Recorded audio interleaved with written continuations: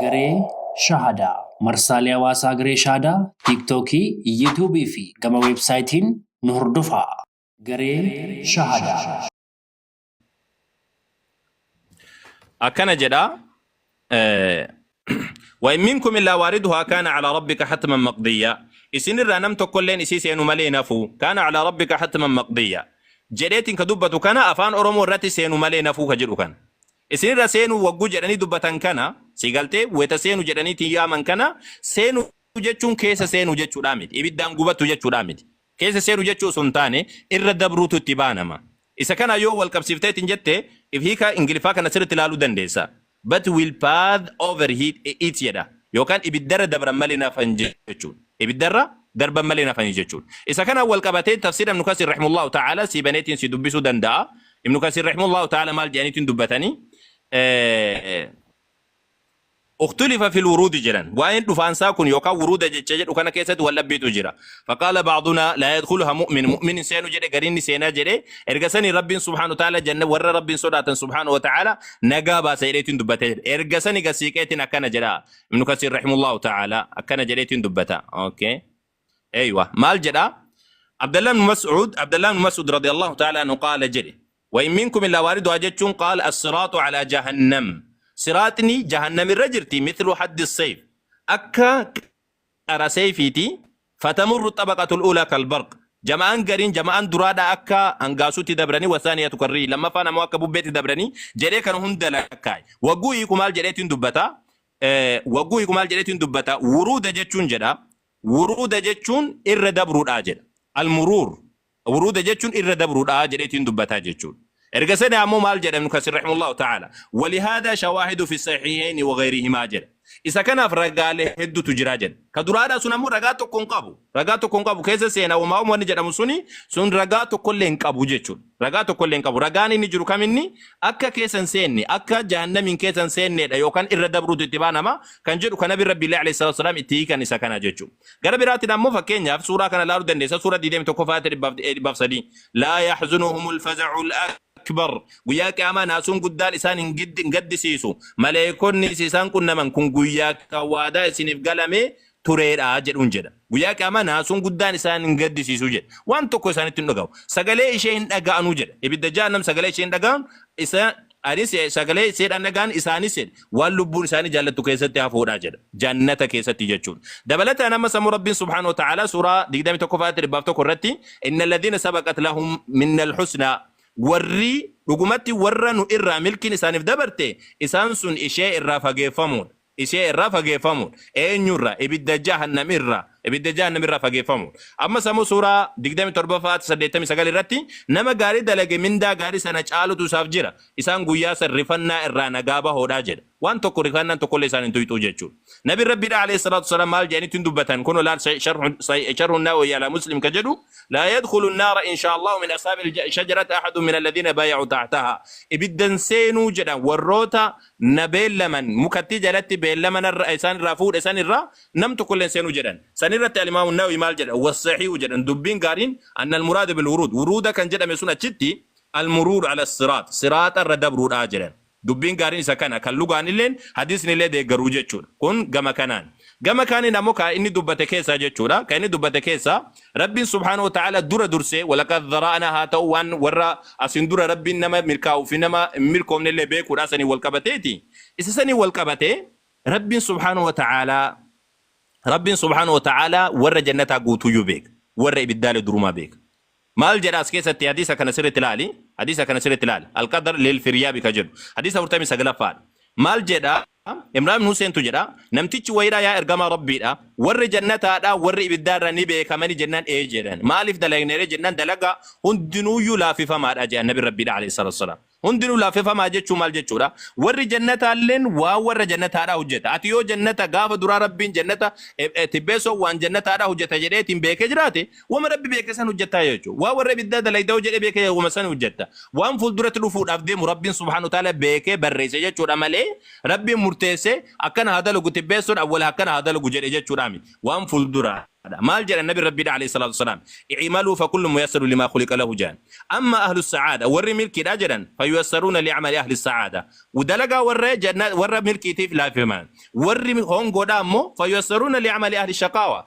ودلقا ور هونغو تيف لا فيمان جدا سيقلتي وان قدرتي ولك بدي حديث يدو اتفيد سون غوتو نسا ربي سبحانه وتعالى دور درسي بيكا جچون كانوا كان سكبراد امو كان براد امو واي ونا كان اول قبتي وان بريفماتي والقبتيتي ما جاء فارفنا ندب سنيت فكاتا فارفنا بكون افرت مرت يمس اني كونو اني نندفا مرا مچافا كيست انا كان تو چافا ميراجن مرا مچافا كيست انا كان تو چافا مير دبلتا مچافا فارفنا بكون جاتي مسغال مچافا ور جراتون اتچافا من كيس مكان اساني هابلفم اسا ور قجيلو توجين هنچافا منجل jechuun akkana jechuun durumaa rabbiin subhaanahu wa ta'ala ka beeku nama ta'uun koo utuu hin beekamin iji kee na arge dhaladhee barrii jireenya koo lakkaa'amuu utuu hin jalqabin guyyoonni anaaf yaadaman guutummatti macaafa kee keessatti caafaman jedha macaafa keessa caafaman jechuun rabbiin dura beekee caafamee jechuun isa kanaan wal qabatee rabbiin dura beekaa nama jannata seenu nama ibidda seenu kan jedhu bal'inaan itti dhufuu dandeenya macaafa lallabaa keessatti wanti amma jiru isuma dur tureedha wanti si'achi ta'us isuma dur tureedha waaqayyo isuma darbe deebiseen fidaa jedha sigaltee kanaafu waaqayyo duraan beekaa kana sadii si deebise inshallah kan itti bufna ton okay akka margaa jirutti deeqa 5 dabaluun fi dirqama kiyya duraan siin dabaluudhe ka deeqa 5 fedhii kiyyaan siin dabale kan ammoo akka abbaa murtiitti anas marisaa jiru waan ta'eef dirqama deeqa 5 kun dabalamuu qaba okay tibeesutuuf okay actually deeqa 5 jenne tumurreerraa amma gara discussion'itti du seenne baay'ee gaariidha jedhee yaada. Gaafii deeqa 5 haa dabalamtu tibbeessoo waan rakkisu deeqa 5 dabaleetiin anillee deebisee hin geessine wannaa jenna. Tole rakkina hin qaba. Eeshi iddoo amma okay jalqabuu dandeettu iddoo amma hin jedhu lakki akkasii miti jedhee waan biraa jedhamee tasfiirarraa waan tokko isinitti agarsiisee achiin booddee yaada dabalataa kenna. Kun Ibn Kathir tasfiira isa suuraa amma jedheetiin jedhu obboleessikiyaa suuraa 46 irratti ka kenname jechuudha. Ka kenname asirraa ilaaluu hin dandeettanii The Quran versus Commentary ka jedhu asirraa mul'ata. Isa isaan screenshotting goone. Screenshotting akka mul'ataa ture beekamaadha waan ta'eef kun akkuma jiruun normaalii isumarraa baasee gassiqee yaada akkana jedhu qaba. And they say, okay,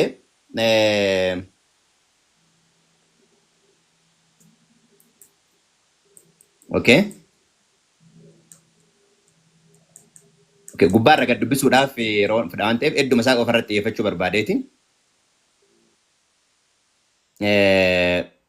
Okay, daqiiqaa waan dhuma taaruuf leetas. Asirratti kallattiidhaan du'a wajjin heel isuma duba jiru irraa akka inni kaayetiin jedhu kallattiidhaan lafa kaayaa. Fabricated guutuma walitti qabee kenneera waan ta'eef okay anyway isa booda dubbisa gara asit deeba gara yaada kiyyaatitti macaafa qulqulluu keessatti eeyyee yaadota inni kaa'e kan akkanuma dubbadha daqiiqaa kana akkanuma dubbadha yaadota inni kaayetiin jedhe waa macaafa qulqulluu keessaa akkuma jiru hin dubbise macaafa qulqulluu keessatti maal jedha macaafni qulqulluun nama hundumaafuu waaqayyo gaarii qofadha kan inni yaadu. Namni cubbamaan cubbuu isaatiin du'a. Fala cubbuuti waan inni ka kenne. Fala cubbuuti. Kakuu moofaa keessatti fala cubbuu namni hundinuu horii yookaan ammoo dhiiga akka dhangalaasuuf kenne jechuudha. Kenneetiin jedhe jechuudha. Kanaaf kakuu moofaa keessatti ka jiru hundinuu namoota hundumaafuu cubbamaan cubbuu isaarraa akka deebi'u barbaada. Jala muree maal jedha Asqeel keessatti namni cubbamaan cubbuu isaatiin akka du'u hin barbaadu jedha. Booda beekaa gaafiitiin gaafii dhufan itti waan deebinuuf. Hin barbaadu jedha. Hunduu cubbuu isaarraa deebi'u jedha. Dhumarratti mul'ata boqonnaa 22 irratti cubbamaan cubbuu isaatiin itti hafuufu akkasumas immoo qajeelaan qajeelummaa isaatiin itti hafuufu jedhama. Haga sanitti nama hundumaafuu araara jechuudha. Araara jechuudha. Nama hundumaafuu kan jiru. Kanaaf gaafii yaada amma macaafa qulqulluu ibsaa deemteetti jechuudha. Namni rabbiin uume kamuu jireenya haa qabaatuuf durumayyuu samitti gaafa uume haa badaniif haa wallolaniif diinummaa isaan jidduutti buusuudhaaf miti rabbiin ka'ume. Hunduu nagaadhaan haa jiraataniif. Gaafa qajeelfama kennuuf illee kanarraa nyaatiin. Gaafa nyaatte du'a duuta jedheen. Rabbiin wanti inni jedhe dhugaadha. Wanti inni jedhe dhugaadha. Gaaf kanarraa nyaattan hin duutu eeyyee du'aniiran. Du'a maalii du'anii? Du'a hafuuraati. Du'a kana gara jireenyaatti fiduu ka danda'u rabbi isuma mataa isaati jechuudha. Qullaa isaanii uffise kanneen ragaa macaafa qulqulluu akkuma sila isii dubbataa ture Kiristoos anaan ala ka jiru hundinuu du'aadha jedha. Kiristoositti nama qabatee jiraatutu jireenya keessa jira. Duuti karaa nama tokkoo dhufe karaa Addaam. Jireenyi immoo karaa nama tokkoo dhufe karaa Yesuus Kiristoos. Isa kana uumaa boqonnaa 3:15 irraa si'i dubartittii gidduutti diinummaa buusa jedha. Diinummaan akka quraana irratti sila dubbifne namoota gidduutti miti kabu'e. Diinummaan seexanaa fi nama gidduutti kabu'e jechuudha. Kana jechuun Kiristoos kana yeroo wangeela Yohaannis boqonnaa 12 lakkoofsa 31 irratti 12:31 irratti kallattiidhaan maal jedhee dubbateetiin jedhee inni hamaan biyya lafaa kana seerratu amma gadi gatama jedhe. Amma gadi gatama jedhe. Jechoota kanneen jechoota macaafa qulqulluu waan ta'eef saniif cadhisee afaan dubbataa ture.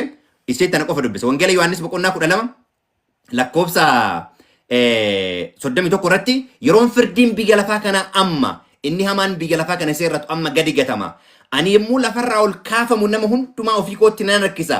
Kanas du'aattamii du'uun akka isarra jiru himutti ture jedha. Kanaaf kakuu moofaa keessatti eeyyee namni nama biraatiif ittiin gaafatamu cubbamaan cubbuu isaatiin du'uu qaba. Yoo araara argatee waaqarraa dhiifamni godhameef qofaan alaa kana ta'e jechuudha. Dhiifamni kun ammoo karaa waan diizaayinii godhe karaa dhangala'uu dhiigaati. Dhangala'uu dhiigaati. Dhiinni kun qulqulluu ka ta'e mudaa kan hin qabne ta'uu qaba. Kanaaf namni namaaf hin dhiyaatu ka jedhame namni hundinuu cubbamaadha yakkeer ulfinni waaqayyo illee isatti hir'ateera waan ta'eef namni namaaf ta'uu hin danda'u. Namni namaaf aarsaa ta'e jechuun maal ta'e waaqa irratti waaqa tolfamaa yookaan immoo waan hamaa godhe jechuudha. Sababni isaa namni qulqulluun hin jiru waan ta'eef. Kiristoos garuu cubbuutu irraa dhabame malee qulqulluu mudaa takkatti illee hin qabne ture. Mudaa takkatti illee hin qabne ture. Kanaaf Kiristoos aarsaa dhala namaatiif ta'e ka jennu eeyyama ofiitiin fedha abbaa raawwatee dhalli namaa gara jireenyaatti deebi'uudhaaf kana ta'e. Hin ta'u sun ka jedhame achitti nu biratti hin ta'a eebbifama. Itti fufi. Tibeesso, okay, daqiiqaan kee dhumatee jira. Amma Awwal Qaasim daqiiqaan keeti. Awwal nagaa maasin bira. Daqiiqaa tokko naa kennitu usaas itti deebitu. Mana fincaanii dhagee dhufa. Daqiiqaa takka. Bishaan dhugaa ture waan ta'eef kalee widdii. Bishaan irra widdiidha. Dadda fi dhugee. Usaas waan isin dhugaan eegaan deebi'a. Ustaz, atiku bishaan haaduu deeqaa takkitisan. Abshir, homaa rakkisu. Deeqaa takkitti keessa bishaan dhugee adeemu. Yoo deebi'uu baate immoo. Isin daqiiqaa qabaa jennaan daqiiqaa qabu jirtanii laa hin qabin abbo. Kanaan ana walaa jiru kabbaadina bishaan qopheeffatu. Daqiiqaa takkanaa qabaa jennaan daqiiqaa takkanaa qabaa jetteen isaa. Isin dura golfisiisa allee. Daqiiqaa takka qabaa jennaan daqiiqaa takka qabdanii. Maal godhanii? Lama jedhanii godhaa barra koo qabu yoo dhumatte illee daqiiqaa isaanii rimaa qannasaa. Daqiiqaan teessan tun hin fiigdi jubboo. Laa marii isaa dheeraa gootan marii ajaa'ibaa gootan hedduu namatti tola. Walaa hedduu namatti tola. Bal'aa ture osoo silaa kanarra caalaa bal'atte illee gaarii. Dhufe. Biyya deebi'ee jira. Sakandi isaa dhumatu okee daqiiqaa kana kennaa jedhee. Itti fufaa. Dhugu bishaan af qabbaneessime. Okee awwal. Okay. Awwal Qaasimella.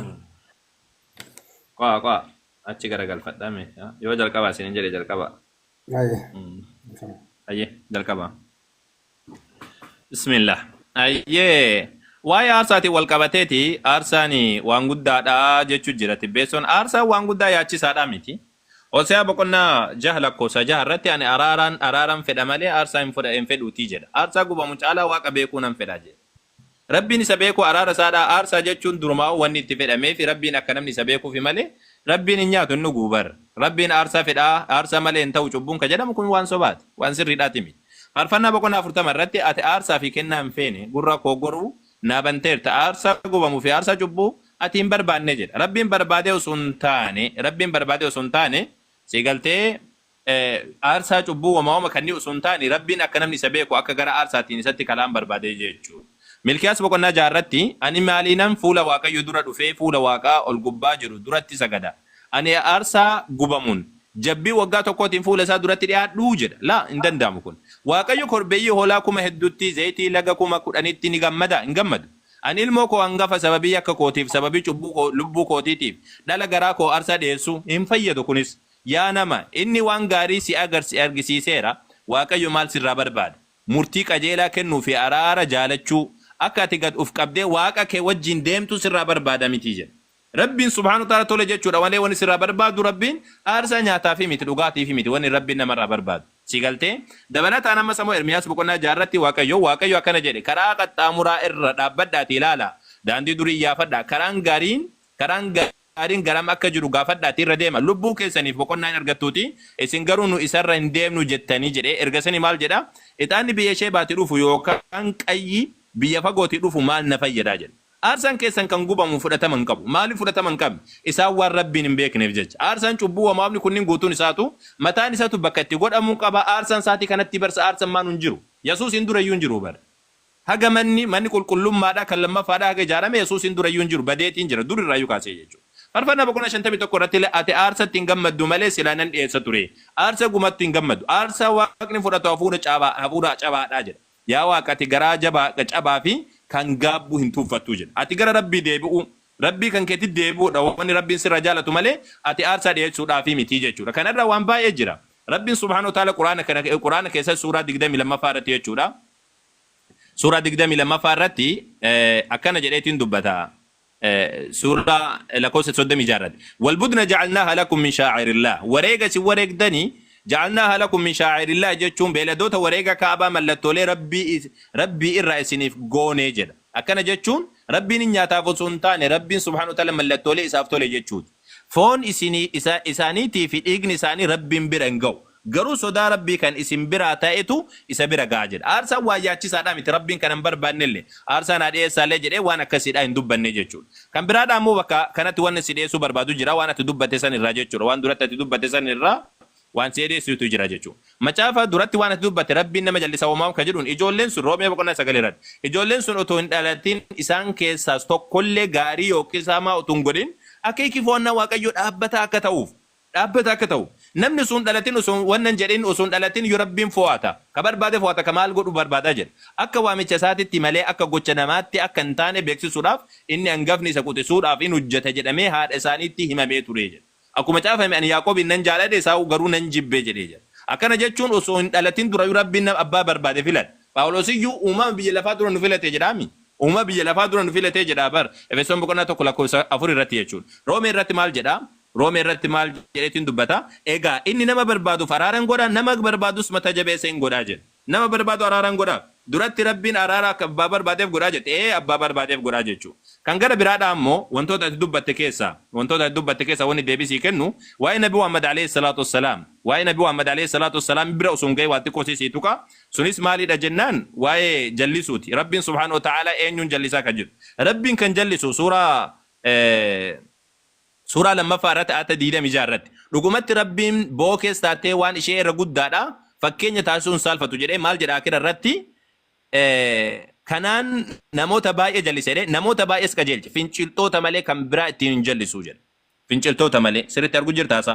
Rabbiin finciltoota qofa ittiin jallise malee callisee nama lafaa kaaseeti waan jedhaami. Kan biraadha ammoo waan namatti dubbatte Nabi Muhammad alayhi salaam araarri godhamee kan jettu araarri godhamee jira. Nabiyyoota hundumaaf godhame. Cubbuudhaa miti ammoo cubbuu sun taane nabiyyootaaf karaara godhamu wanti xiqqoo dogongora takka irraa argamtu akka cubbuutti dubbatama. Fakkeenyaaf Nabi Allah Ibrahim suuraa 14 ayata 41 Rabbii kiyya cubbuu kiyya naaf dhiisii jedha. Cubbuu kiyya gooftaa kiyya anaaf haadhaaf kiyyaa fi naaf araaramii jedhee dubbata. Nama hunda haadhaaf abbaa kiyyaaf illee araaram jedheetiin dubbata. La ilaha illallah. Daqiiqaanii hin xiqqaatte. Daqiiqaa takkitti tiibeessoo qabdan haqa wal qixxeessoo qabdan ta'e daqiiqaa takkitti tiibeessoo ganne tuufa. La ka wannaa deeme sammoo. Kamana fincaanii deeme.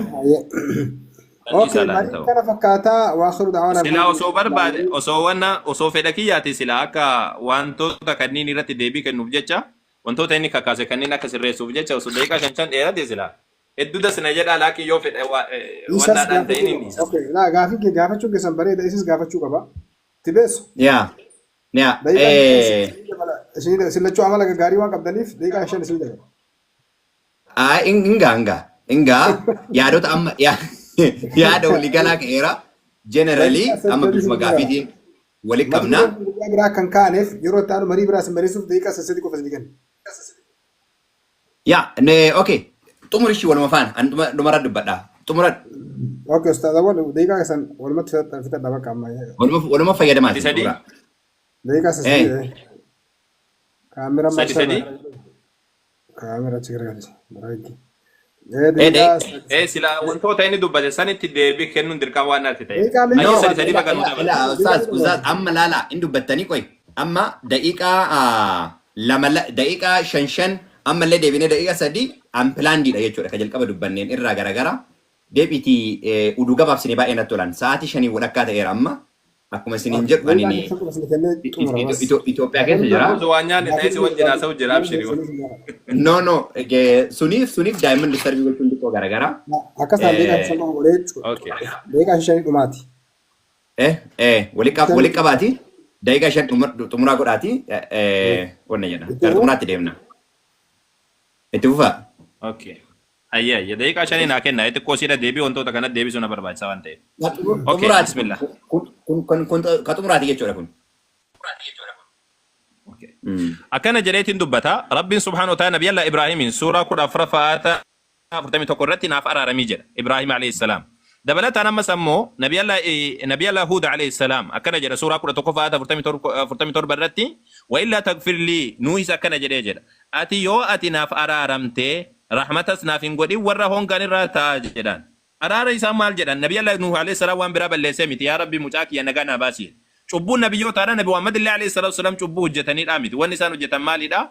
Wanti isaan hojjetan Nabi Muhammad alayhi salaatu wasalaam waan biraa osoo hin taane munaafiqtootaaf guyyaa lola Tabuukiidha hayyamaniif. Dogongoraan hayyaman isa sana immoo Rabbiin subhaanahu wa ta'ala irratti komateeni jechuudha. Ammas ammoo suuraa qasasirra suura 28 fa'aata. Suura 28 fa'aata 16 irratti Nabi Allah Muusaa alayhi salaam fagfilli. Muusaan alayhi salaam ni jedha yaa Rabbi naaf araarami jedhe. Innis isaaf araaramee jedha. Yaa Rabbi naaf araarami jedheetiin kadhatee jechuudha. Kana malee ka duuba suuraa saadii irratti Nabi Allah Daawud alayhi salaam ati diidee afur irratti yaa Rabbi naaf araarami jedhe fastaghfara rabbahu inni araarama Rabbi isaa irraa barbaade Daawudis ni jedhee jedha kun arguu jirtaa miti isaa. Daawud alayhi salaam araarama Rabbi irraa barbaade Rabbiin araarameef jechuudha.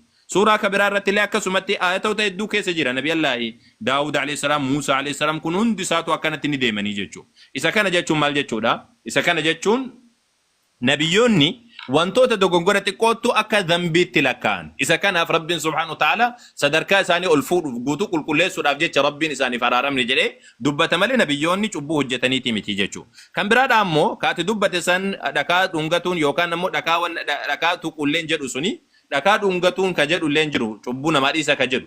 Rukni lamaan roga lamaan tuquunii maasiyaan namarraa harcaasa kan jedhu kun hojii gaariidha. Hojii gaggaarii wudu'a waddaachuun salaata salaatuun waan Rabbiin siin jedhe raawwachuun waan Rabbiin siin jedhe geessuun wantoonni akkanaa kunin cubbuu nurraa harcaasa sababa cubbuudhaa ta'a jechuudha. Akkuma kun amma macaafa keessatti cuuphaa cubbuudhaa jedhametti yaamamu. Bishaan jala cuuphuu waan biraati miti bishaanuma jala cuuphu. Laakiin ammoo sababa cubbuutiif jecha godhama akka jedhamu san jechuudha. Kun waan Rabbiin subhaanahu wa ta'ala dubbatee maal jedha walitti qabee Rabbiin subhaanahu wa ta'ala dalagaaleen gaggaariin jedha. Suuraa 11 irratti dalagaaleen gaggaariin toltuuwwan hamtuu ni deemsisuu jedha. Wanni gaarii yoo hojjete hamtuu sirraa deemsisan. Salaanni Jum'aan Ramadaanni kun hundi isaa salaata halkanii salaatuun akkasumallee Ka'abaadha naanna'uun kun hundi isaadha cubbuu Rabbiidha cubbuu waan sirraa dhiquudha jechuudha. Cubbuu waan sirraa dhiquudha jechuudha. Gama biraatiin wanti yaachisan kan inni dubbate keessa Nabi Muhammad alayhi salaatu wasallam gara deeman hin beeku jedhee dubbate laa akkasiidhaa miti sun akkasiidhaa miti.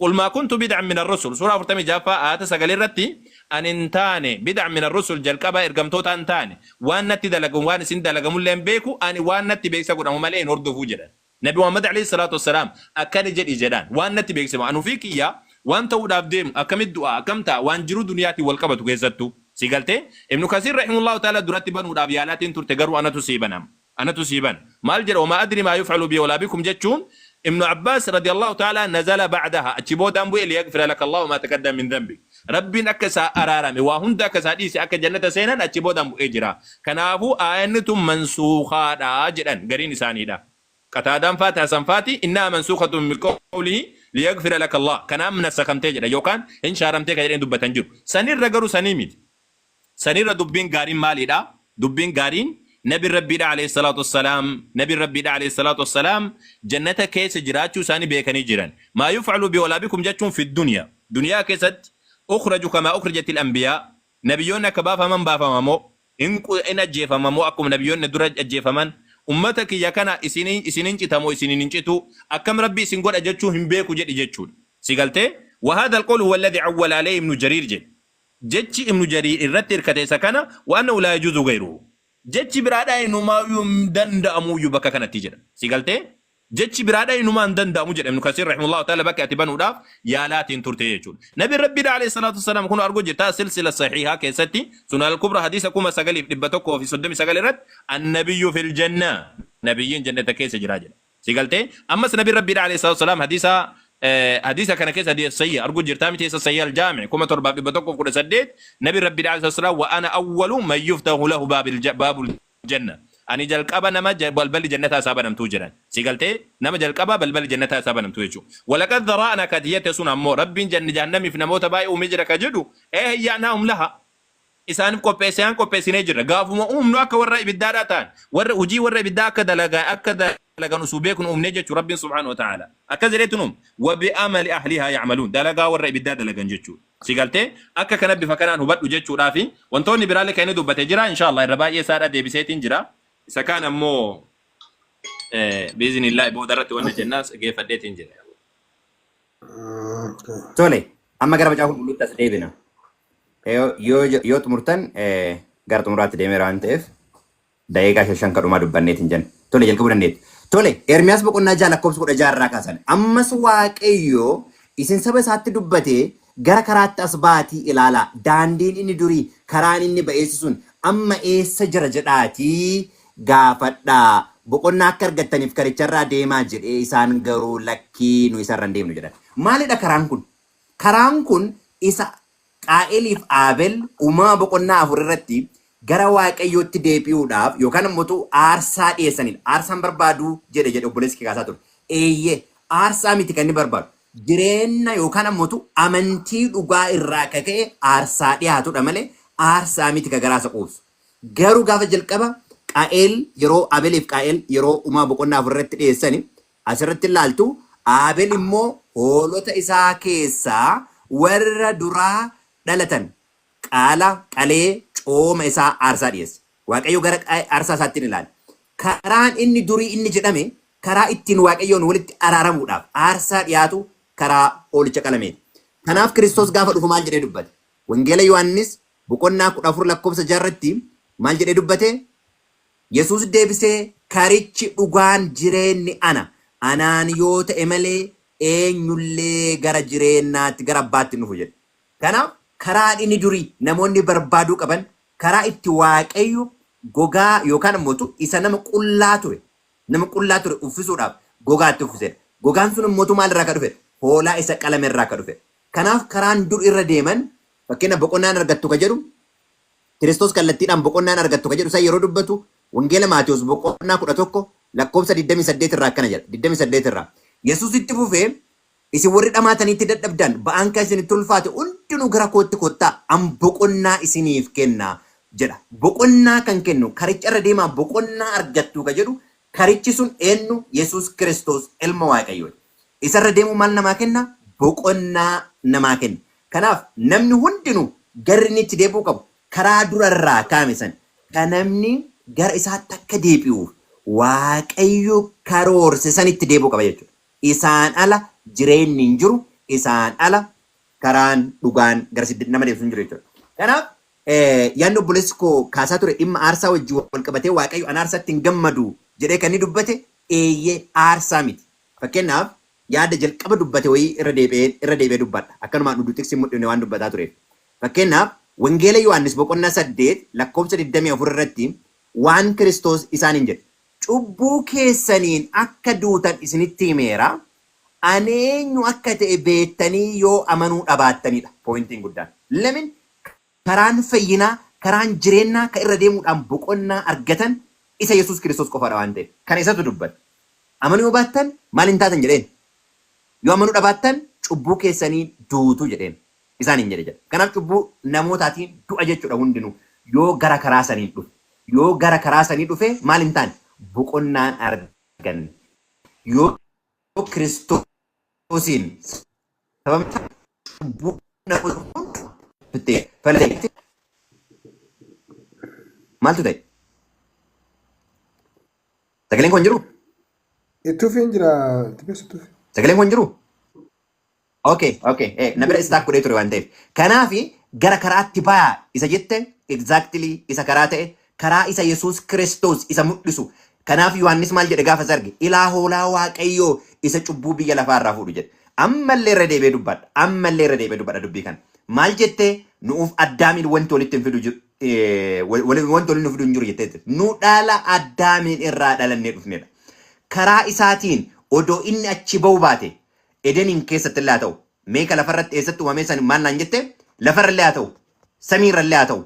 Lafa inni jiraate sanii gabbaas isin gidduutti diinummaa uumne ka jedhe waan maal ta'eef waan cubbuun hojjetameef. Sababa san gaalaa sanii nullee hadha lafarratti wal ajjeesaa wal jibbaa dhiiga dhangalaasaa jira. Akka hadha namni addunyaa kanarratti jiru akka waan itti barbaadu miti. Yoo kun ka waan itti gammadu ta'e isin akka turtaniif lafarra akka turtaniif yoo kun ka waan hadha akki uumamni wal godhaaf akki namni wal godhaaf kun waan fedhu yoo ka ta'u ta'e dhugamaan waanni waaqa maaliti jechuudha waaqa jeequmsaati. Waanni ka barbaadu waaqa nagaa akka ta'u uumamni hundinuu jaalalaan wajjin akka jiraatuuf. Kanaaf walii galatti yaadota ati kaafte hundinuu macaa qulqulluudha kan lallabde baay'isawee macaa qulqulluurraa ammootu deebii sii kennaa deebii boodallee itti kennuu dandeenya tokko tokko oduu nagaafatte tokko tokko irra dubbanna waa hundaafuu eebbifamii xumureeraan.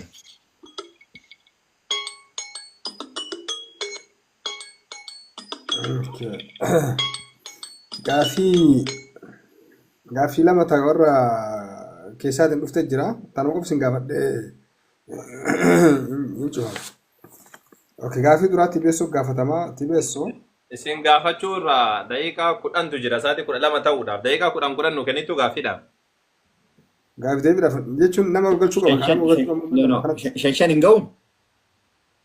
Ani isa gaafachuu inni na gaafachuu jechuudha malee. Bakka si wal gaafadhaa. Shan illee ta'e. 10 nu qabaati. Ani 10 isa gaafadhaan illee daqiiqaa 10 hin dhaabdan daqiiqaa hin dhaabdan. No. 10 itti fayyadamee geessa inni illee ani illee 10 fayyadamee geessa. 10 walumaa galatti anaaf siif illee 10. Udu amma Ustaz Awwal udu amma daqiiqaa kana muluu dheeressuu baannee shan yoo haa ta'u. Yaa daqiiqaa 10 jedhee ture. Daqiiqaan 5 gaa sababni isaa just overii deemaa waan ta'eef dhiifama. Udu sa'aatii itti dabaluu baannee silaa 10 hin gaa ture.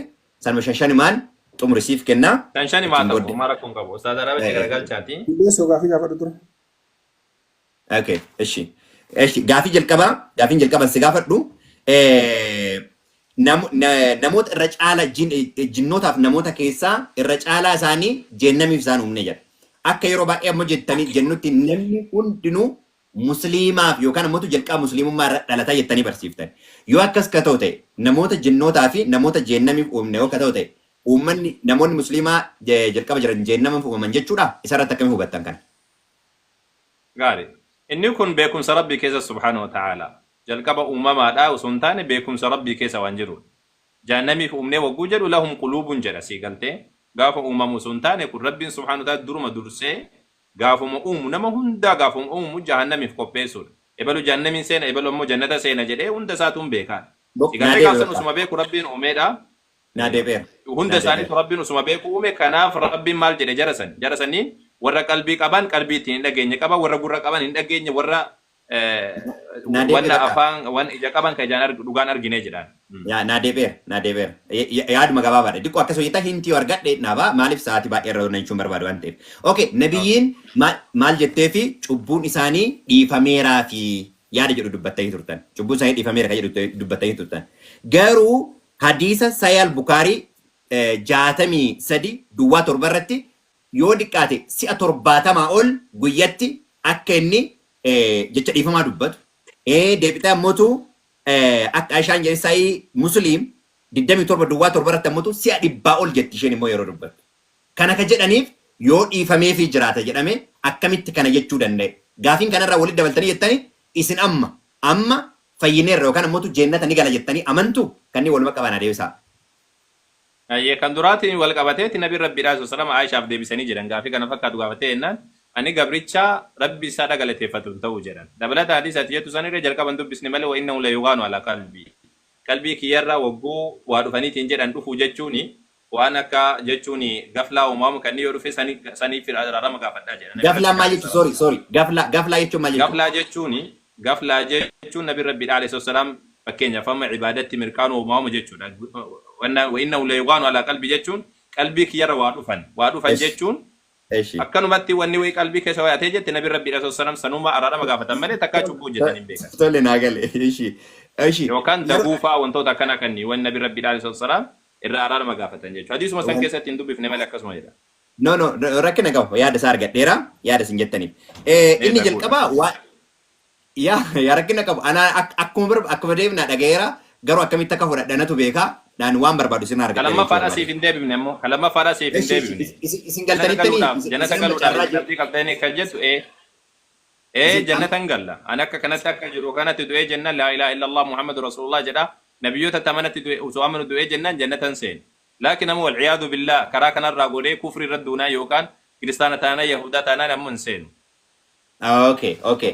Rabbiin nama fedheef kennaa nama fedheef kana jedha waa akkas jedhu amma namni muslima ta'e tokko jannatan gala ka jedhuuf mee daqiiqaa na dhaaba ragaa akkasii naa kennuu dandeetta yeroo laata moo ibsuma. Si kennee jira dura jalqaba dubbadheetiin ture dhageeffanne malee. Itti fufaa ishi namni qullaa ta'ee ammallee si waliigalee rakkina qabu itti dhiisaa bakka namni qullaa ta'ee akkuma kan macaafa qulqulluu erga cubbuu hojjetee qullaa ta'ee jettaniittan qullaa ta'ee jennee waliigalleera. Qullaa ta'e kana an uffata gubbaadhaa gabbuuse jennaan lakki yoo san imiti gubbaarraa yeroo lafa ture jettan. So yeroo san qullaa erga ta'an ta'anii maal godhe rabbiin nama qullaa ture kana. Baala ofitti maxxansanii erga sanii rabbiin gabbuuse. Baaluma saniin gabbuuse baalumatti uffata saniin gabbuuse jechuudha. Maal egaa baala ofitti maxxansan sanumaan gabbuuse gaafa jettan. Sorry gabbuuse gaafa jettanii. Gara dachii jechuudha. Lafarratti uumame moo namni samiirratti uumame namni. Namni lafa samiirratti uumame. Samiirratti uumame samiirra gabbuuse. Okay kanaaf qullaa ta'ee munnilla achuma keessa jira achi keessaa gabbu'e jechuudha. Akkasimi eeshi rabbi yoo feene wasii deebisee jira tadhumaa rabbiin yoo feene nama qajeelaa gochuu hin dandeenya garuu jinnootaa fi namarraa jehannamiin hin guunna akka jedhu nurratti dhugaa haa ta'uufi jedha. Kanaaf rabbiin jehannamiin namoota guutuudhaaf malee silaa oduu fedhe nama qajeelaa gochuu hin danda'a jechuudha. Akkasidhaa miti akka hubattee miti osoo barbaanne silaa lubbuu hundaa'uu qajeeluma siidha ni kennina. Garuu ammoo jecha na bira gad dhaabbattee jira jedha. Sigaltee ofii keenyaa kennuu hin dadhabne jechi na bira gad dhaabbatte na dhageeffadhu kaa. Jechi na bira gad dhaabbattee jahannamiin jinni irraallee namarraallee hin guunna jechuutu na bira dabree jira jedha. Kanaafuu rabbiin subhaanahu wa ta'ala akka dalagaa isaanii taasee nani jedhee dhiise ka jahannamiin filatee akka as jira ka ibidda ka jannata filatillee as jira. Osoo ammoo rabbiin itti seenee ofii isaatii akka makluuqa ofiidha ka golchuu barbaadu taateen jira. Roomee boqonnaa sagalii irratti isa wajjinuu akka supheetii jedha namni. Waaqa inni supheedha akka barbaadee godhee isa gaafataa. Macaafa qulqulluutti dhufna. Kanaaf walumaa galatti guutuudhaafi jechuudha walii galle itti fufi. Amma gara gaaffiitti darbe. Ayyaanatu gaafata. Amma naa jalqaba. Afaan irraa deebiste. Ajee. Dibeessa baay'ina keessa oolee macaafa qulqulluu keessa oolee itti dhufneedha. Maal? Ajee itti fuftee isaa ustaadha rabbi. Qoy daqiiqaan lakka jedha maal jettan ustaad? Laa eegamuun irraa macaafa quddus irraa dubbisaa turtee amma isaan macaafa kamanaa itti dhufnaa jette. Isa kamiin? Macaafa dhiisaa jechuudha. Gaafii amma macaafa qulqulluu wallakki kammaa gaafii deebii keessatti macaafa qulqulluu itti dhiisaa jedhaadhaan quraana irraa gaafa ustaadha rabbi fufsiisaa dhiisaati ustaadha rabbi saatee akkuma jalaan deemne. Ayyee ustaadha rabbi. Ayyee bismillah rahmaan irrahim. Waaqatu du'ee si fayyise moo namatu du'ee si fayyise tibbeessoo? Guutummaa waaqummaa namummaa keessa ka jiru isatu du'ee na fayyise. Mee maal jetteera naa deebi? Namummaa guutummaan waaqummaa keessa jirutu du'ee na fayyise. Waaqaaf namni illee jiga du'ee si fayyise jechuudha. Okay, gaafii kan keeti. Kanaaf macaafni qulqulluun maal jedhaa? Guutummaan waaqayyummaa namummaa Yesuus Kiristoos keessa jiraatee jedha. Kanaaf namummaa isaatiin gaafa du'u namummaa isaa keessa waaqummaan akka jiru ammoo dubbii ifa lafa kaa'uudhaa isatu isa namummaa fi waaqummaa of keessa qabu. Waaqaaf namatu illee du'ee jetta jechuudha walii galatti. Waaqaaf namatu du'ee jetta jechuudha. Waaqaaf namatu du'e isin hin jenne namummaa waaqummaan keessa jirutu du'e jedha. Waaqummaa wajjin du'e kaa? namummaa waaqummaan keessa jirutu ture jechaan si deebisa afaan nan kaayin ka waan an si deebisu afaan nan kaayin yaa itti tole haa ta'u. Qaabeel wagguu duratti dubbattu ati qaabeel aarsaa inni korbeessa dhiyeessee jette eessarra jira macaafarraa? qaabeel moo qaa'el jette qaabeel moo qaa'el Qaabil jennaan nuti qaa'el. aabel jedhan malee qaa'elii miti ka hoolaa dhiyeesse. Okay, ati naa kenne namtichi irraa qeebalame sun akka hoolaa dhiyeesse naa kenne. Eeshi. Daqiiqaa naa dhaabaa Ustaaz Darab bakka ragaa kennuutitti. Uumaa boqonnaa afur lakkoofsa afur. No, uumaa boqonnaa afur lakkoofsa afur. Hin barbaachisu. Aabel immoo hoolota isaa keessaa warra duraa dhalatan qalee cooma isaanii aarsaa dhiyeesse. Hoolota. Okay, qabuun hin barbaachisu. No, Ustaaz Darab gadhiisa. Yes. Normal uumaa boqonnaa afur lakkoofsa afur. Ragaa kennu jirta waan taateefi. No, rakkina qabu. Afaanuma si deebisaa ramaa rakkina qabu. Namtichi irraa qeebalame hoolaa dhiyeessuu isaa siin jedhe namtichi irra didamee siin hin jenne namtichi irraa qeebalame siin jedhe. Isa dhagaa gassi geessu dubbisa. Coom waaqayyo gara Aabelii fi gara qalma isaa faara tolaadhaan ilaalee jedha. Okay, maal korbeessa qalee ka jedhu eessarra jiraayyuu siin jedhe. Maal irra deemee dubbisaan jiru? Aabel immoo hoolota isaa keessaa warra duraa dhalatan qalee cooma isaanii jedha. Okay, hinga.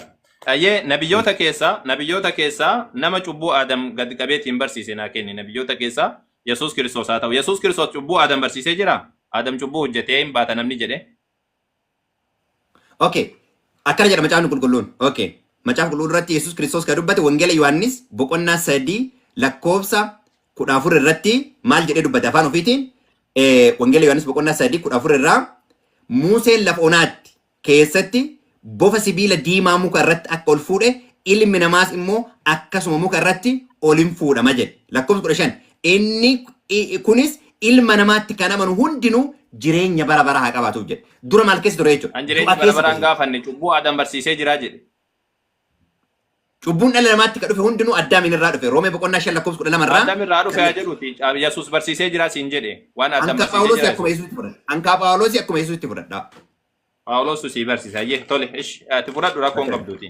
Ayyee daqiiqaa maal dhaabuu dankaa yeroo akkanatti naa deebisu. Ayyee kabiraadhaa ammoo ayyeen dhaabin amma itti buufna. Tamaam. Ati daa'imman xixiqqoon osoo amma dhalattee amma kana duute jechuudha. Ibidda seenti jannata seenti. Daa'imman hin amanii Yesuus fannifamuu isaatti kan hin amanii. Macaafni qulqulluun waa'ee isaanii innocentidha. Innocent gaafa jedhu waa'ee isaanii akkuma xiqqisii dubbiftee turteeti. Cubbuu jechuun maal jechuudha? Seera irra daddarbuudha. Namni faarsaa boqonnaa 51 irratti akkuma dubbatu haati tiyya cubbuudhaan nu teesse. Okay? Daa'imman xixiqqoon gaafa har'a dhalattee har'a kana yoo duute ibidda seenti moo jannata seenti? Gabaabsina deebisi. Yaa macaafa waaqayyotu beeka. Deebii gabaabaan kan si deebisu. Akkasuma deebisi gabaabsiti. Ayyee tole. Hiikaa cubbuu qabu. Daqiiqaa na jala dhumatu jirti yeroo takka tibbeessu adaraa kan kee. Ayyee. Maal qaba dubbataan jirtu saal? Haga dubbatu si dhageeffataan turre hambee waqa ammaa uumaan dubbanne. La ragaa haga fidadhu na eeggafachaan ture nagaya jechaatiin turte. Okay. Na ibsatu innocentidha gara kottaa dhufan jedheera shiitu. Yeroo takka daqiiqaa na jala dhumatte abboo ustaaza namaa naamni isaa. Itti. Ishiitu. Maalummaan. Daqiiqaa na jala dhumatte. Daqiiqaa na jala bituu jirtani beektanii. Okay. Amma kana. Yesuus nama hundaaf du'e moo nama gadiif du'e? Gadhiisaa kaa? Nama isatti amaniif du'e moo nama hundaaf du'e? Eeyyee. Kiristoos fannoo irratti gaafa fannifame addunyaa hundumaaf du'e garuu ka fayyu warratti amane qofa. Ka du'e addunyaa hundumaaf ka itti fayyu garuu warratti amane qofa. Amantiidhaan namni fayyaa jechuu waan keessa. Kana jechuun bu'aan isaa inni du'uun bu'aan qabu jechuu. Okay. Siifillee du'eera yoo itti amante warratti amane qofaaf jechuudha. Naaf galeetiin jira. Tole. Kan biraadha ammoo ati warri Yesuusiin dura ture maaliin fayyan? Amantiidhaan. Amantii wagguu jettu. Amantiidhaan. No. Karama isaa amantii jechuun amanee jechuudha. Ayyee naa galee jira. Na deebi'ee jira amantiidhaan. Maasha Allah. Amantii hojiidhaan. Na deebi'ee jira. Hojiidhaan hin jenne. Wanni nabiyyootaadha wanni jedhe kanuma. Wassalaam. Yaa. Ustaashee Arab eebbifamaa. Ustaaz Arab guddaa galatoomaa. Really, I respect you. Guddaa galatoomaa dhugaa bifa baay'ee bareedaadhaan marii geggeessine. yeroo kutaa lammaffaallee akka walitti deebinuu fi nagaan waan inni gargaaru dilbataan nu haa ga'u. Akka keetii kan rabbi nu haa baay'isu pheenxee keessaa akka keetii kana ka tasgabbii qabu ka mataan isaa sirrii jiru kana rabbi nu haa baay'isu. Tole akkasii jenna barnoota hedduu bu'aa qabu gama keessa lachuurraa barnoonni kenname hedduu bareeda. Marii bareedaadha wanti qabxiilee kakkaafte hundinuu ustaaza wal kakkaasanis hunduu qabxiilee akkaan ijoo waan ta'aniif beekumsa rabbi isin haa dabalu isin jedhan jalqaba irratti beekumsa ammoo ka fahammiin keessa jiru ka rabbi innama yatazakkaru ulul albaab jedhe beekta. Egalee beekumsa akkasii rabbi isin haa dabalu hunda keessanuu si ammoo tibeessoo jabaadhu inshaallah fagoo hin jirtu. Qabxii mata duree itti aanus kan isa dhufu ta'ullee baattu sabti yoo rabbi nu laaffise inshaallah. Walitti deebina. Akkasii naaf galatooma lafa eebbaarra nu bula walitti deebina ustaaz. Sabti kaa keetii kan rabbi nu haa baay'isu warra mataan fayyaa kana barbaanna. Okay. Wanni biraa ka jettu gabaabsiti waan mata dhaamadhu. Gabaabsee haa jedhu inni waan deemuuf jecha xiqqoo si'an inni turre waan ta'eef waan jettu yoo qabaatte dubbadhuuti. Bahu dandeessa. Lak isin tura ammana kiyyatti bara nama oduu nagaan jennee hin deemu anillee. Nagaa jedheeni uummata wanna jedhee deema. Saniif naaf eebbifama achiin isinillee achumaan itti fufa walitti deebina ishi waaqayyoon dhuma keessanuu isin haa eebbisu. Fayyaa naaf ta'a. Ayyaa tolee inshaallah biizinillee wantoota inni dubbate irra deebii waan tokko tokko waan kenninu jecha namoonni asuma turanii yoo rabbi jedhee innillee maqaa ustaaza rabbi. Salaamu alaikum warahmatullahi wabarakatuh. Mana keessan dhufa ustaaza mana keessan irratti tufna. Okay gabboo ati koottaa tole. Mana keessan akkasuma. Tamam.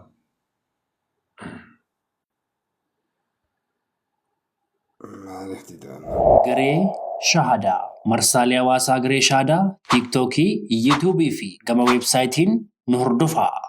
Garee Shahadaa.